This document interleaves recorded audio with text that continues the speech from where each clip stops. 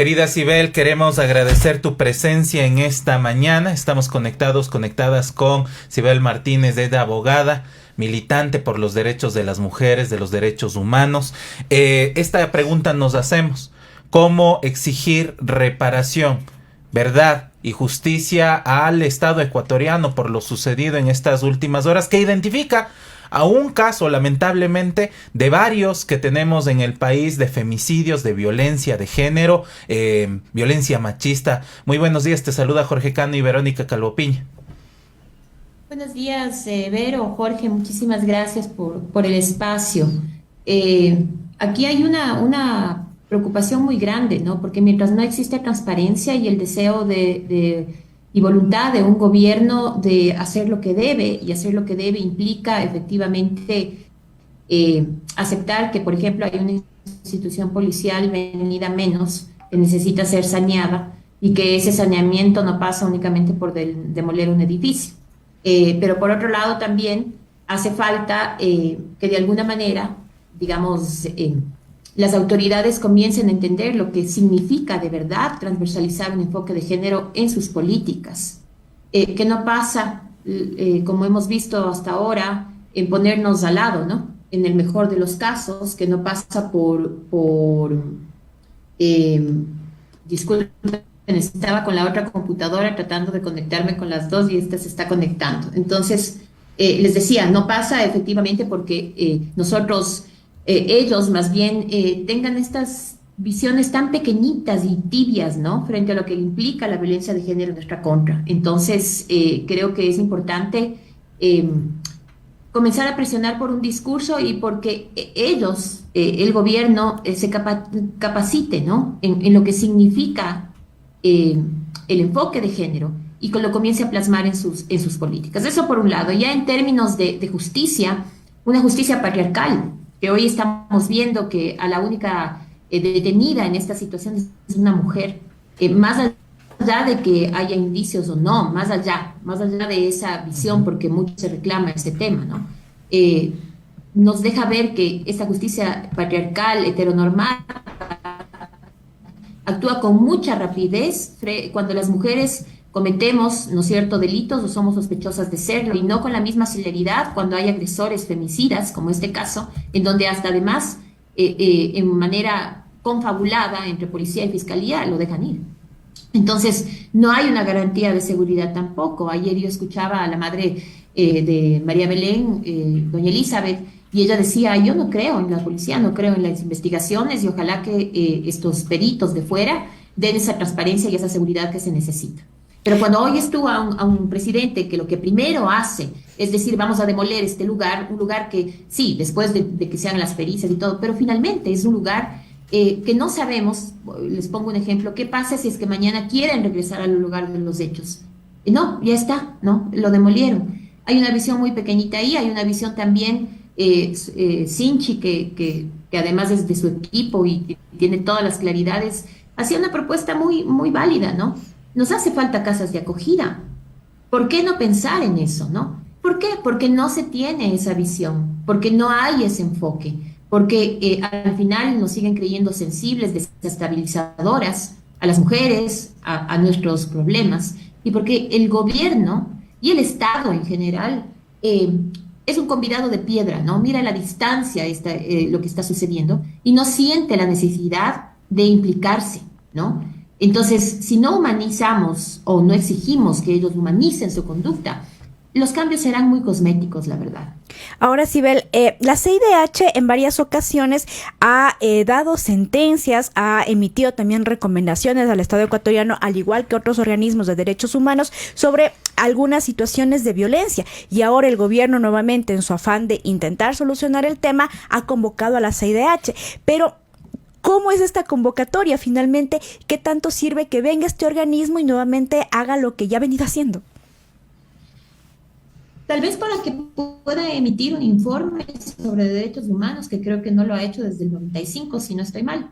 El pedido que se hace, al principio es muy difícil, es complicado de entender, y se supone que es la Secretaría de Derechos Humanos, ¿no? Pero vemos un documento en donde lo que se pide, entiendo yo, es una observación in loco o in situ, ¿no es cierto? O sea, que vengan hacer, porque ellos no pueden hacer su trabajo. O sea, este tema es algo que debería hacer los estamentos del Estado. Sin embargo, se hace ese pedido.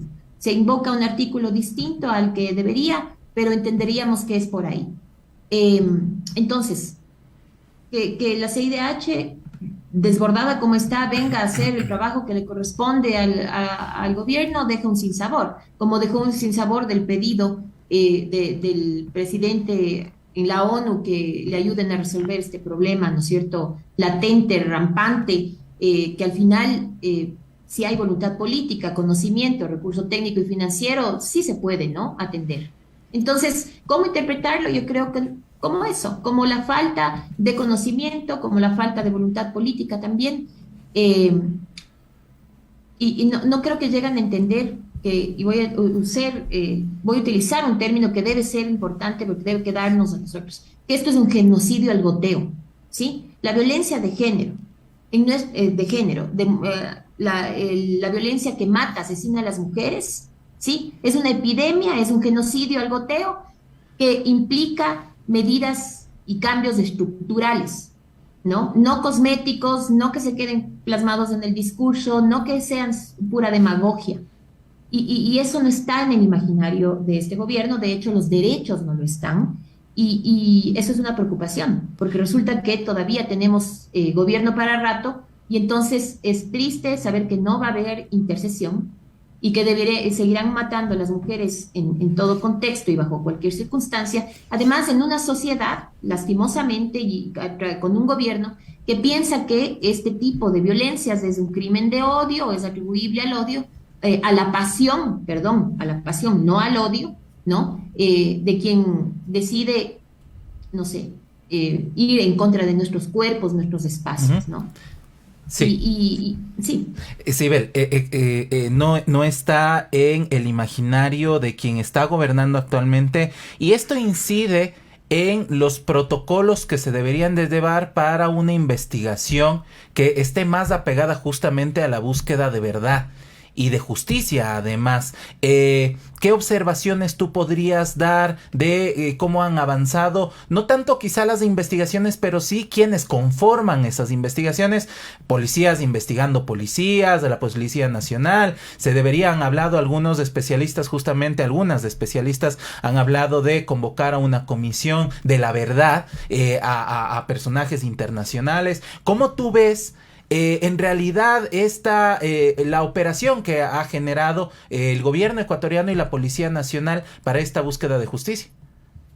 A ver, de acuerdo al protocolo latinoamericano de muertes violentas, al ser un femicidio, ¿no? Yo creo que es un feminicidio, no femicidio, porque aquí hay responsabilidad estatal e impunidad. Entonces, frente a esa situación, obviamente es un feminicidio. Pero como esta figura, digamos, no la tenemos nosotros, digamos, en este caso en particular, se debe investigar a través de este protocolo, algo que no se ha hecho, ¿no? Cuando tú tienes toda la razón, Jorge, o sea, la policía investigando policía, ya vimos el resultado, ¿no es cierto? En este caso, ¿no? En este caso, cuando se le dejó fugar al agresor. Entonces, esa comisión de la verdad es válida. La fiscalía, yo le oía a una representante de la fiscalía decir que efectivamente se ha conformado, que ha pasado a la comisión de la verdad. Ella ya llamaba a una comisión de la verdad en donde no va a formar parte de la policía, pero es netamente de fiscalía.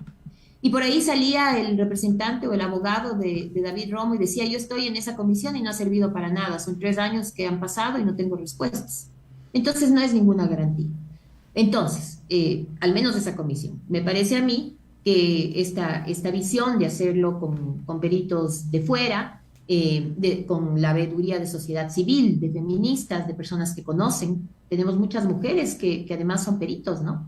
Que podrían también, digamos, ver y observar esto, daría cierta transparencia, porque lo que es cierto es que si no hay voluntad del Estado o del gobierno de aceptar que primero esto es una responsabilidad del Estado, seguramente seguiremos viendo, ¿no? Disparos al aire sin concretar lo que ha sucedido.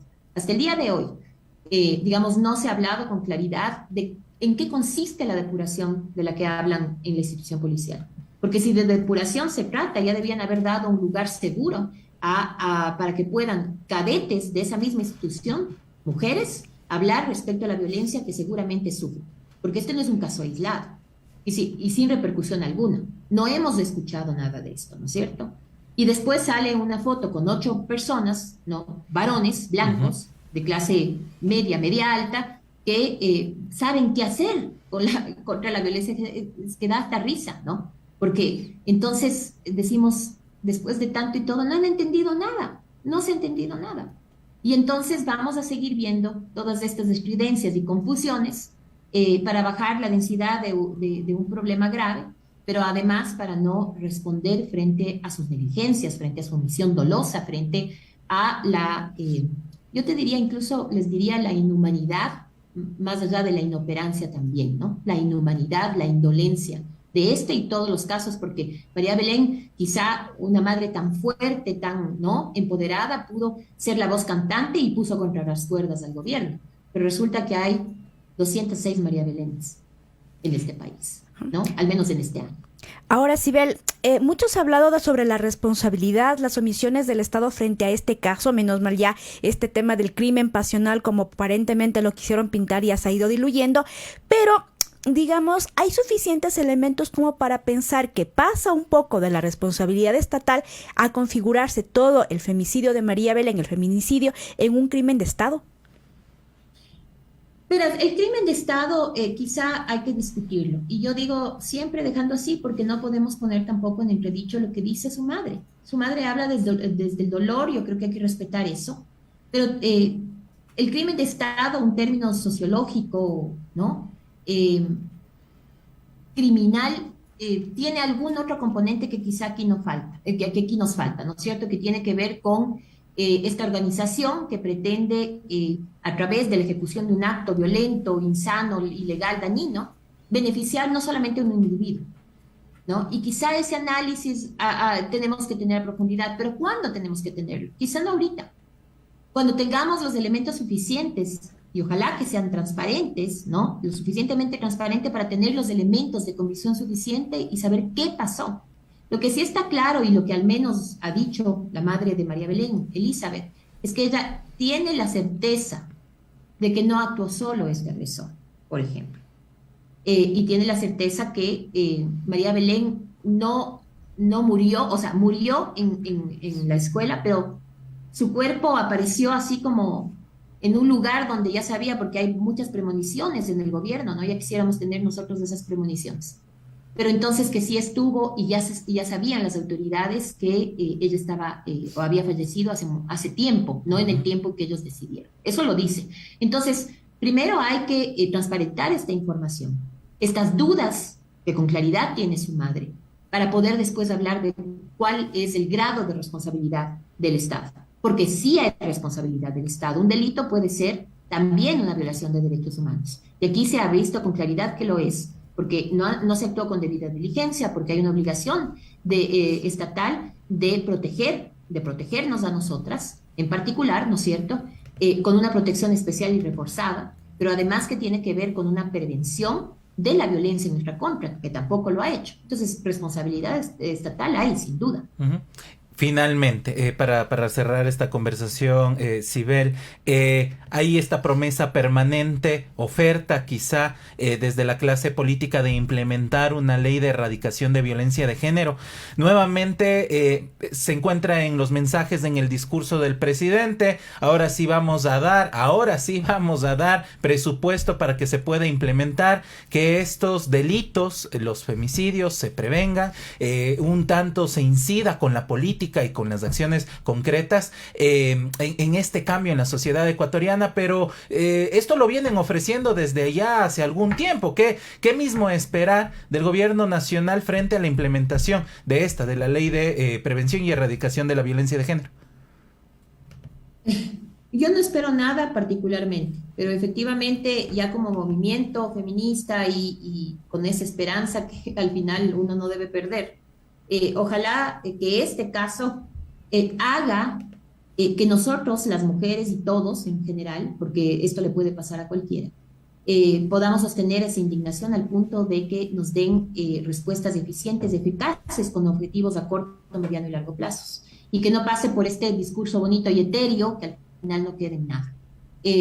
creo que ya quienes hemos militado años en este tema sabemos que dicen lindos discursos y que la ley también escrita es bien bonita, pero lo otro es territorializar esa ley y además tener los recursos suficientes. Ahí queremos ver. Sin embargo, no vamos a lograr nada si no presionamos, si no hacemos esta incidencia, esa movilización constante que puso contra las cuerdas al gobierno, que fue un cisma, que además dio paso a la destitución, pero nos faltan más destituidos. Pero nos falta también que, por ejemplo, la Asamblea resuene con esta causa y haga su deber, fiscalice, y que las otras entidades también se muevan. 15 días o 16 días más tarde, apenas la Defensoría de Derechos Humanos saca un post frente a este tema, ¿no? Así de mal estamos, así de desinstitucionalizados estamos. Entonces, ojalá haya cambios, ojalá.